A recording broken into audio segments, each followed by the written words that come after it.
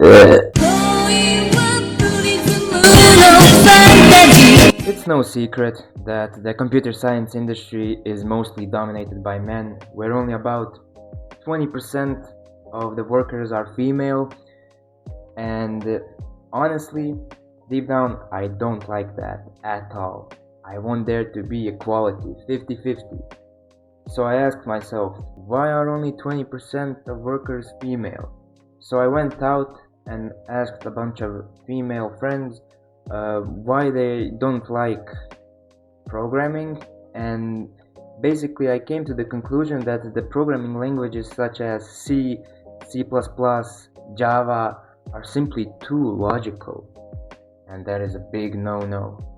See, women have this slang that I like to call SlayGurl slang, and basically to everyone else they are speaking gibberish because we don't understand their logic. But between them, it all makes sense. So, from the beginning of history, to the first computer, the first transistors, the first processors, the first programming languages, manipulating bits, assembly, C, C++, Java, Python, it has all led to this moment. Say goodbye to the past and welcome the future with the brand new SlayGurl programming language. I have dedicated the last 7 days to learning a new programming language so that I can restore the balance in the gender gap between men and women in the programming sphere. And I know you are probably so eager to learn how I did all of this and to see the language at work. So let us begin. This guy was so excited to show you how the programming language works that he actually forgot the hardest part, and that is actually understanding the SlayGurl slang.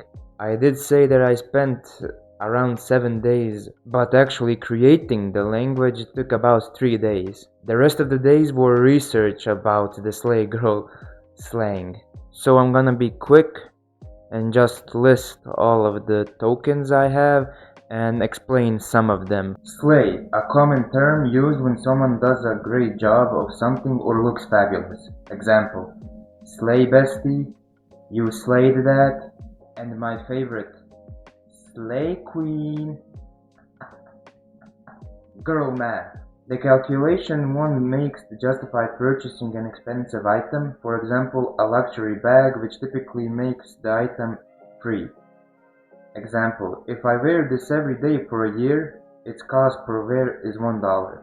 If I substitute my morning coffee every day, then it's basically free.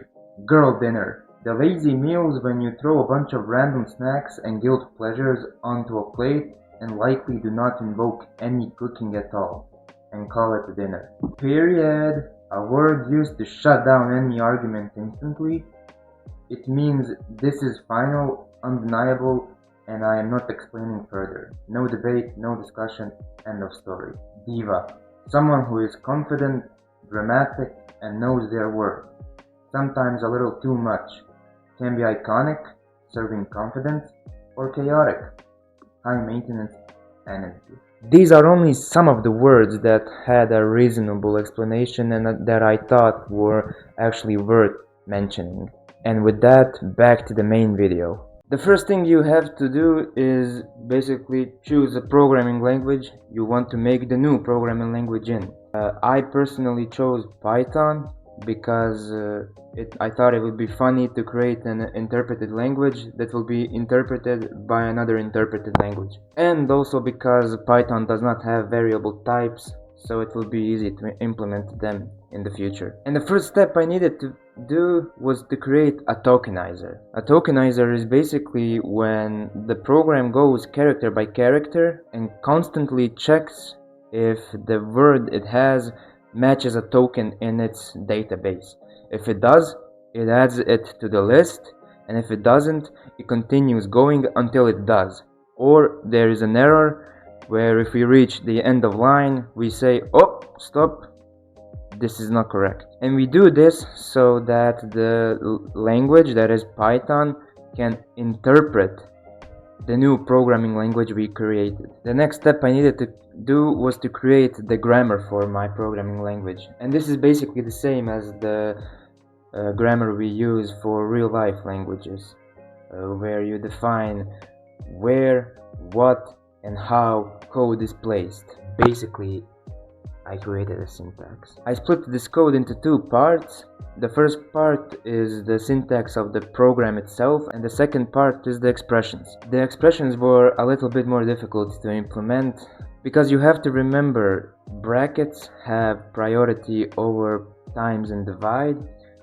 Times and divide have priority over plus and minus, and so on. So with this grammar I made, and with the beauty of recursion, I created the syntax tree, and with this tree we can actually start executing the code. The program goes down the tree until it reaches the bottom, where it will find a node. That node could be anything, for example the print node. The print node executes the print function in Python, which outputs something to the console. What does it output? Well, it depends what the expression is on the right hand side of the print statement. Then the tree goes up, goes down again, and finds what the expression is. The expression goes to the evaluator. The evaluator evaluates the expression and gives a result, and then it prints out to the console depending on what the result is. And that's basically it. It's super simple and yet very complicated to implement, so I think it's best that I show you the code so you get the rough idea of what I'm actually talking about. So the program starts.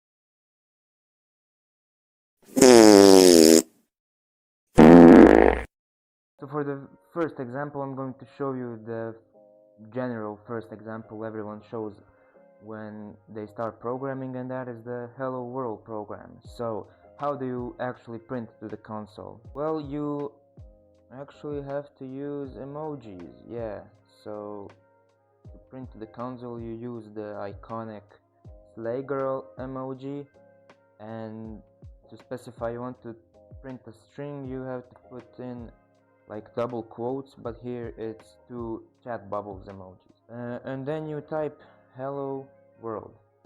Now this won't work because we forgot the semicolon at the end, but we don't have the semicolon here. We have the keyword period, and then if we run this program we get hello world to the console. So the next example I want to show you is this example, where we have two strings and we concatenate them and print them out 4 times. Let's try to run this program and see what happens. We get, what is this number? 0.93526. Why is this the case?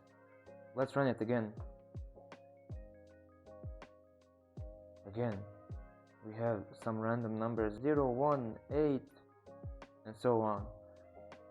So I didn't know how to implement the concept of girl math, so I basically made it so if there is an expression, it will generate a random number, and if the expression has at least one string, it will generate a random float number between 0 and 1. And if we type something like this, 1 plus 9, save and run, we get 6. Again, if we run it we get 8. If there are no strings involved, it will generate a random number between 0 and the result of the expression. In this case it is 10. So it generates a random number between 0 and 10. Oh, so you basically wasted your time creating expression grammar. No, you piece of shit. You can still use the expressions if you just type no delulu mat in front. And that's it. You will always get the number 10 now. Duh.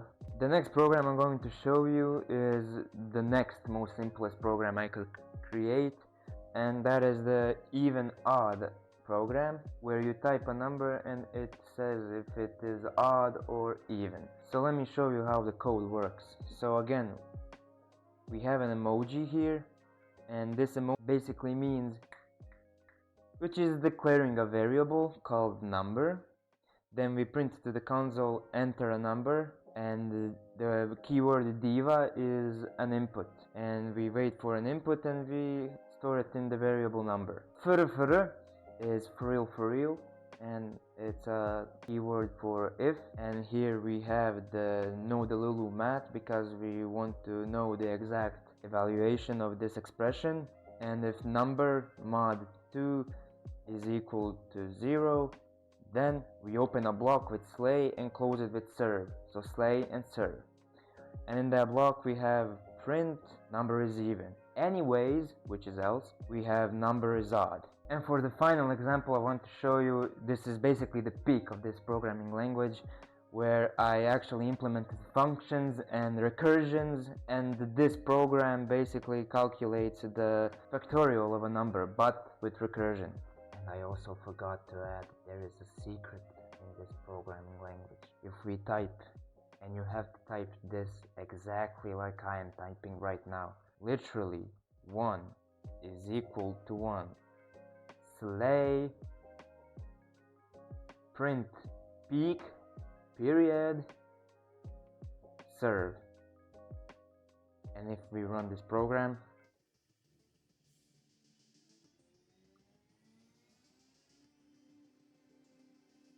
the code for this compiler is available on my GitHub, link in the description. And if you have any suggestions on what I should add, remove, or change, please leave a comment down below.